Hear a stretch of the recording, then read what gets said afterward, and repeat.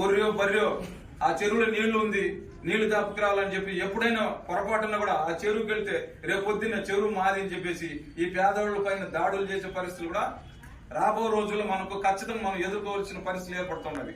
కాబట్టి మనం ఏమి డిమాండ్ చేస్తా ఉన్నామంటే ప్రతి గ్రామం నుండి చెరువును రెవెన్యూ వ్యవస్థ సర్వే చేసి అక్కడ ఒక బోర్డు పెట్టాలి. ఆ చెరువు యొక్క పేరు, ఆ చెరువు సర్వే నెంబరు, ఆ చెరువు విస్తీర్ణము మొత్తం కూడా ప్రతి చెరువులో కూడా బోర్డు పెట్టాలని చెప్పేసి ఈ సందర్భంగా మేము డిమాండ్ చేస్తా ఉన్నాము.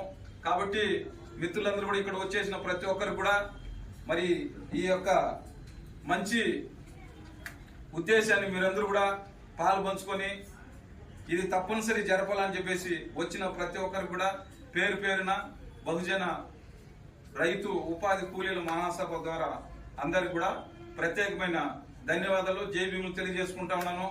మరి ఈ కార్యక్రమానికి ఎన్నికల అధికారిగా ఉండి కమిటీని అడాక్ కమిటీని కూడా ఏర్పాటు చేసిన మరి మా సోదరులు, ఉద్యమకారుడు, మానవ హక్కుల కోసం నిరంతరం పరితపిస్తా ఉండే డివి మునిరత్నం గారికి కూడా ఈ నూతన కమిటీ ద్వారా ప్రత్యేకమైన ధన్యవాదాలు తెలియజేసుకుంటా ఉన్నాను. ప్రతి జాతీయ ఉపాధి హామీ పథకంలో ఉండే ప్రతి లొసుగును కానీ ప్రతి ఒక్కటి కూడా మీ దృష్టికి మేము తప్పకుండా తీసుకొస్తాము. అప్పుడు మీరు ముందుండి మా సలహాలు ఇచ్చి నడిపిస్తారని కూడా మేము పూర్తి స్థాయిలో మీ పైన నమ్మకం పెట్టుకొని ఉన్నాము. మా నమ్మకాన్ని కూడా మీరు వమ్ము చేయకూడదని చెప్పేసి కూడా మీకు నేను విన్నవిస్తున్నాను. మరి అదేవిధంగా ఇప్పుడు కేవలం తాత్కాలికంగా ఈ కమిటీని ఒకటి ఏర్పాటు చేయడం జరిగింది.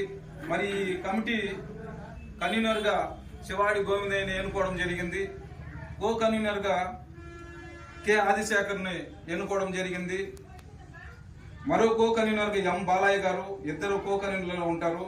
ఆర్గనైజర్స్ ఎం కోటీశ్వరయ్య, ఎం కోటూరు, ఎం మురళి, సముద్రపల్లి, వి ప్రకాష్, కరిడిముడుగు, టి రమేష్, గంగాధరు మొత్తం 8 మందితో అడాక్ కమిటీని ఒకటి బహుజన రైతు ఉపాధి కూలీల మహాసభ ద్వారా ఏర్పాటు చేయడము జరిగింది.